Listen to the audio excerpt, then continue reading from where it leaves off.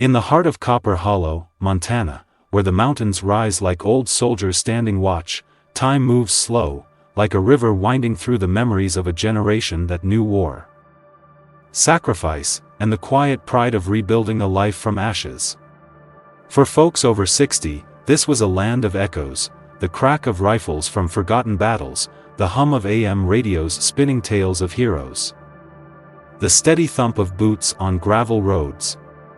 It was a place where the past wasn't just history, it was a living thing, etched into every weathered barn and every pair of eyes that had seen too much. Baxter's Last Chance gas station stood as a sentinel on the edge of this world, its rusted pumps and flickering neon sign a beacon for travelers brave enough to face the wild beyond. But lately, the wind carried more than nostalgia through Copper Hollow. It brought whispers of trouble, dark and jagged as the peaks that loomed overhead. The Iron Wolves had come. A pack of bikers clad in leather and arrogance, their engines roaring through the valley like a storm tearing at the roots of an ancient oak. They weren't just drifters passing through. They claimed the land as their own, leaving shattered windows and frightened whispers in their wake. To the old-timers sipping coffee at Mary's Diner, they were a plague, a shadow of the chaos they'd fought to leave behind in jungles and deserts decades ago. Yet fear had taken root, a quiet poison seeping into a town too proud to bend, too stubborn to break. On this October morning, as the sun clawed its way over the horizon, painting the sky in hues of fire and gold, a lone van rolled into Baxter's lot, a harbinger cloaked in the ordinary.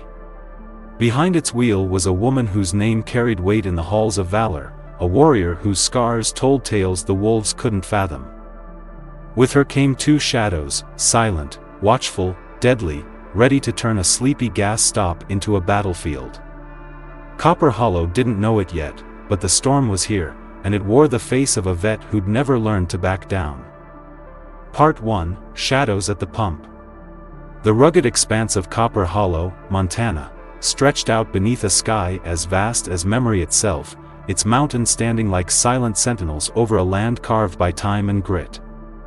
It was a place where the wind whispered tales of the Old West, where folks over 60 still gathered at diners to swap stories of simpler days, days of honor, hard work, and standing tall against the odds. At the edge of this wild frontier sat Baxter's Last Chance, a weathered gas station that marked the final outpost before 100 miles of untamed wilderness swallowed the road whole. On this crisp October morning, with the sun just cresting the peaks, a modified Dodge van rolled into the lot, its tires crunching gravel like the crack of a rifle.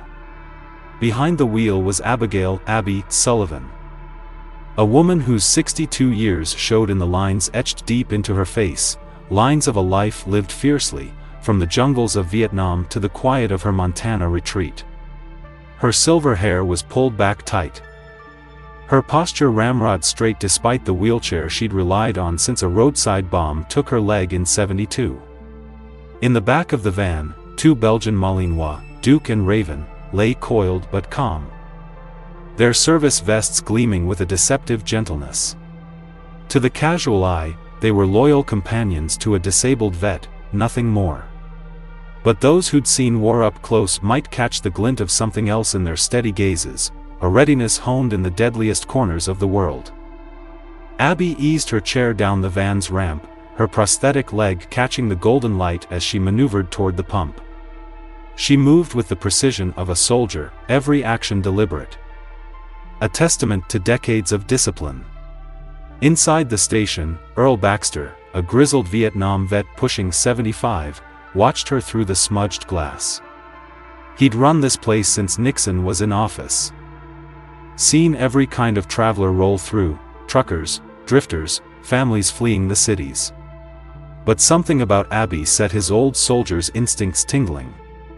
Maybe it was the way her dog stayed statue still, ears twitching at every sound, or maybe it was the chatter he'd picked up on his CB about the Iron Wolves, a biker gang tearing through the valley like a plague. "Mornin', ma'am," Earl called as Abby wheeled toward the door, her hands steady on the pump. "Headin' far?" "North," Abby replied, her voice low and even, the kind that could cut through battlefield chaos. Long haul ahead. She grabbed a coffee and a pack of jerky from the counter, her eyes flicking to the exits, old habits from a life where danger lurked in every shadow. Earl nodded, pouring her a cup from his ancient machine. Military? He asked, though he already knew the answer. K9 handler, she confirmed, sliding cash across the counter. Back in the day. Earl grunted, eyeing Duke and Raven through the window. Those ain't ordinary pups, are they? Before Abby could answer, a distant rumble rolled in, growing into a roar that shook the dust from the station's eaves. The iron wolves stormed into the lot like a pack of predators, their Harleys gleaming with menace, their leather vests emblazoned with snarling wolf skulls. 5 bikes, then 6. Their engines growling a challenge to the quiet morning.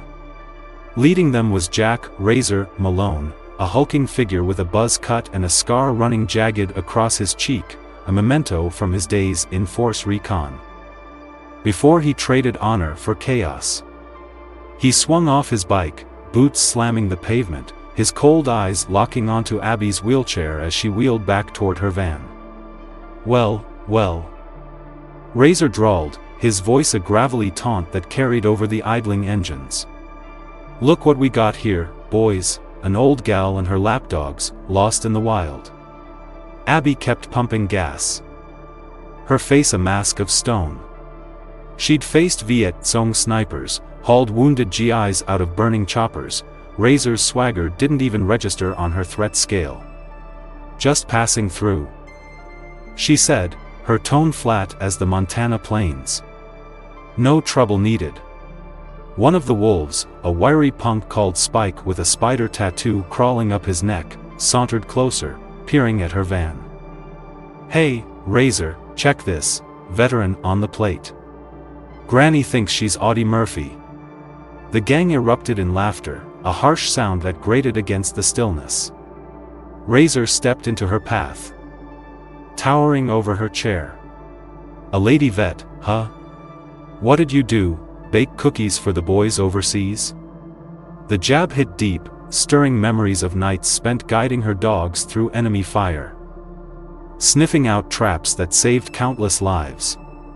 But Abby's expression didn't flicker. I did my part, she said, replacing the nozzle with a click. Razor's grin twisted into a sneer. Your part's over, sweetheart. This valley's ours now. You wanna roll through, you pay respects.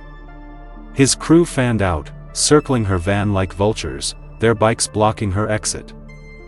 Earl edged toward his counter, hand slipping beneath it, but Abby stayed calm, her mind already mapping angles, sightlines, distances, threats. Nice dogs, Spike sneered, leaning toward the van's open door. Bet they roll over real pretty. Abby's hand brushed a hidden switch on her chair, activating a comm system buried in the dogs' vests, a relic from her military days. They're service dogs, she said, her voice a quiet blade. Trained to do more than fetch. Razor laughed, stepping closer, his shadow swallowing her. Out here, everyone needs a little training, Grandma. Maybe we'll teach you some manners. The air thickened with menace as the wolves tightened their circle, their engines growling louder. Earl's voice cut through from the doorway. Sharp as a bayonet, back off, Malone. You're on my turf. Razor spun, eyes narrowing. Earl Baxter? Thought you'd be dead by now, old man.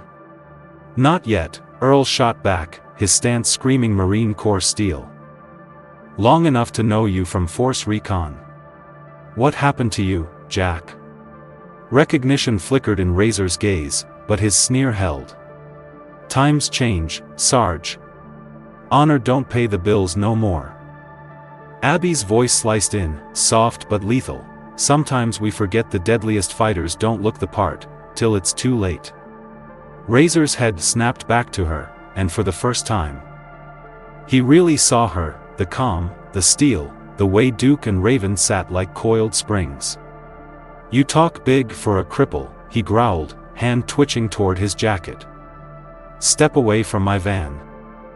Abby warned, her tone shifting to command, the kind that once rallied troops under fire. "Especially you, Spike, you're in Raven's strike zone." Too late, Spike reached for the door handle. And a low, guttural growl rumbled from inside, freezing him mid-motion. "Holy," he stammered, stumbling back, face pale as death. "What kinda service dogs are these?" "The kind that don't miss," Abby replied, her calm unshaken. "The kind that let you get this close only because I haven't told them otherwise." The wolves hesitated, their bravado cracking as the morning sun cast long, jagged shadows across the lot. Razor's eyes darted between Abby and her dogs, calculation replacing mockery. "Duke, Raven, hold," she murmured into her calm, and the dogs stayed still. Their presence a silent thunder. Earl's shotgun gleamed under the counter, and a new sound stirred in the distance, a deeper rumble, disciplined and fierce. Abby's lips curved faintly.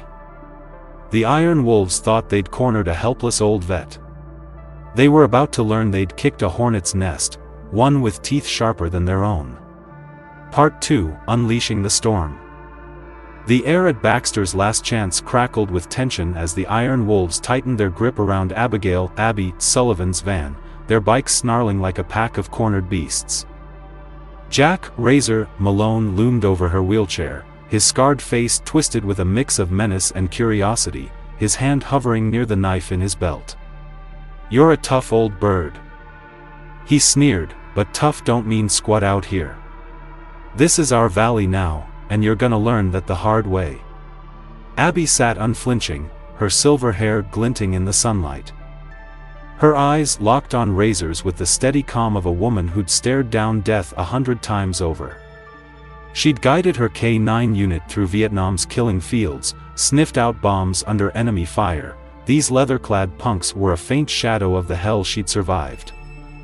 Earl Baxter stood in the station's doorway, his shotgun still hidden but his Marine Corps resolve plain as day.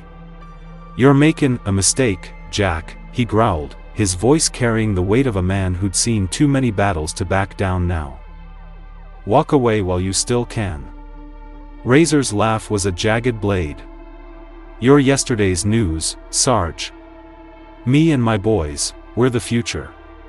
Spike, the wiry wolf with the spider tattoo, edged closer to the van, grinning like a fox in a henhouse. "Let's see what these mutts can really do," he taunted, hand brushing the door.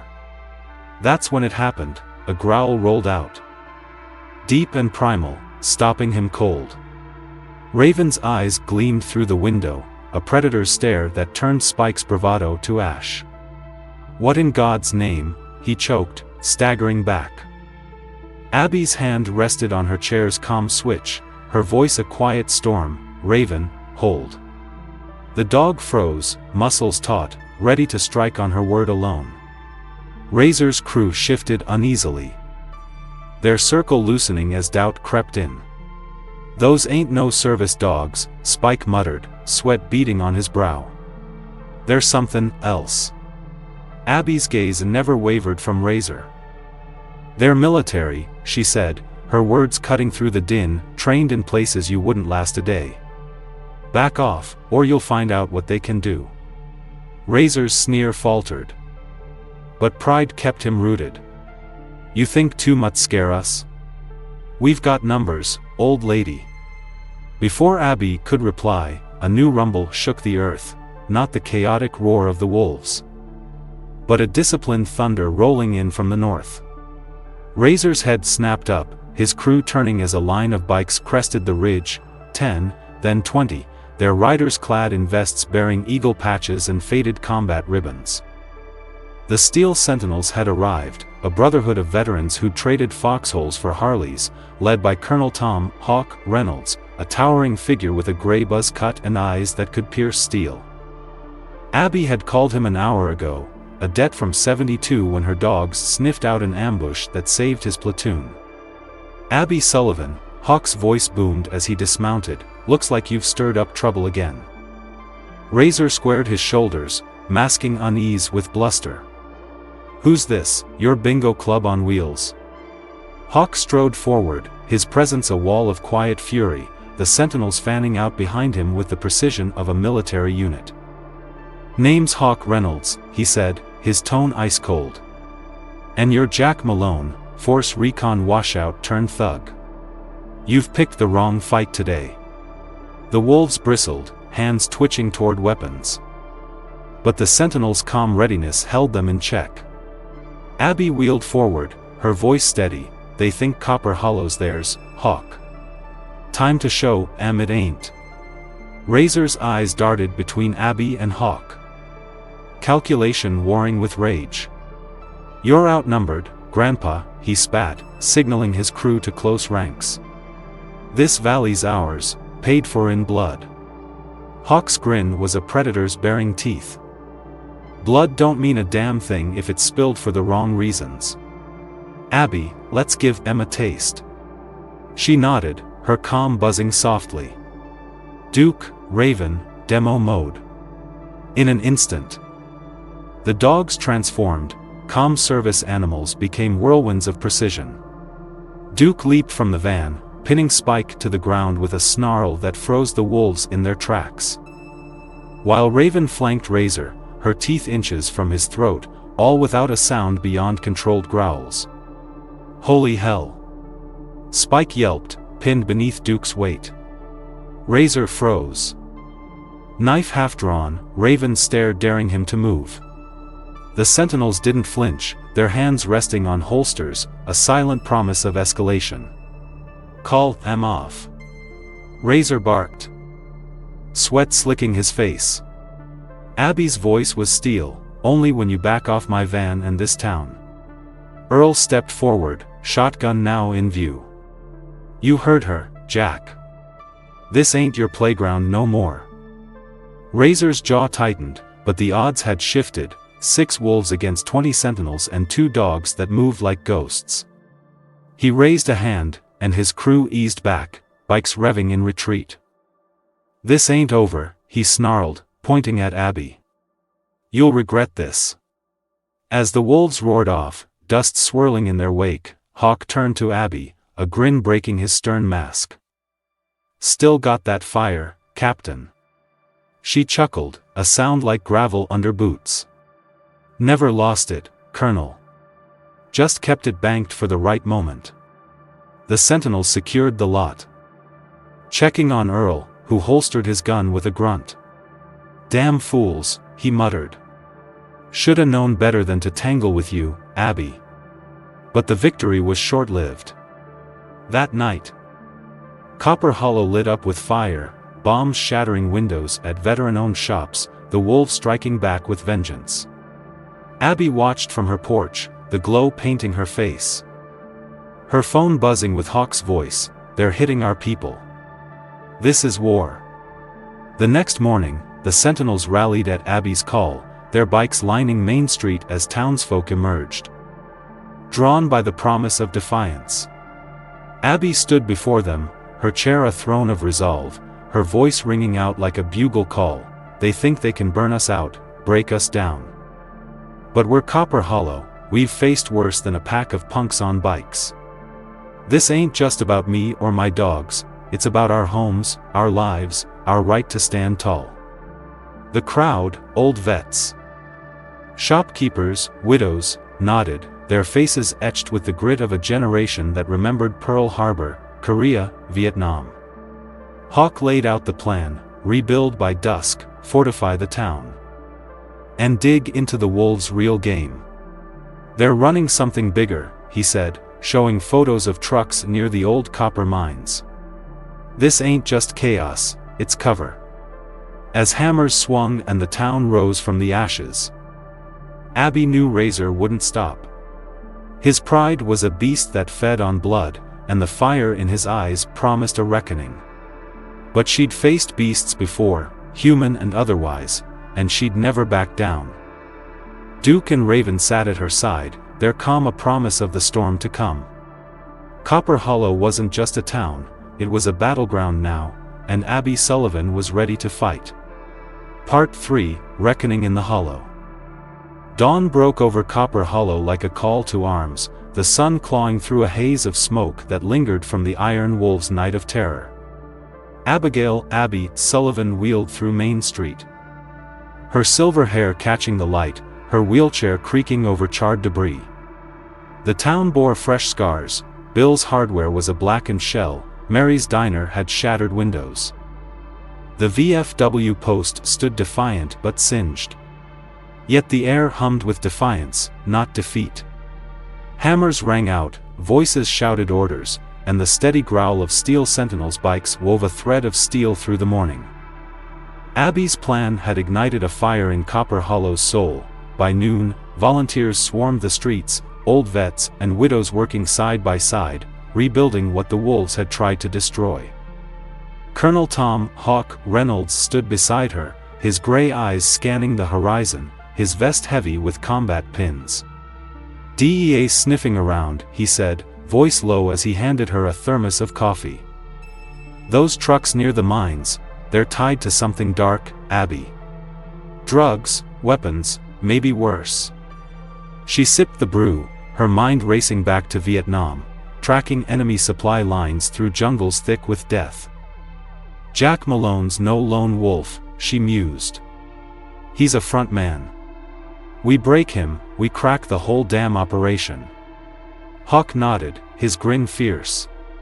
"You always saw the bigger war, Captain." By dusk, the impossible unfolded. Bill's Hardware had a new roof, Mary's Diner served coffee from a patched counter, the VFW post gleamed with fresh paint. The sentinels rigged cameras and alarms, turning the town into a fortress of grit and resolve. But Abby knew the wolves were watching, their lair in the old copper mines buzzing with rage. Inside the mines' shadowed depths, Razor paced before his crew, his scar pulsing red as he watched footage of Copper Hollow's rebirth on a cracked laptop. "They think they've won," he roared, smashing a crate with his fist.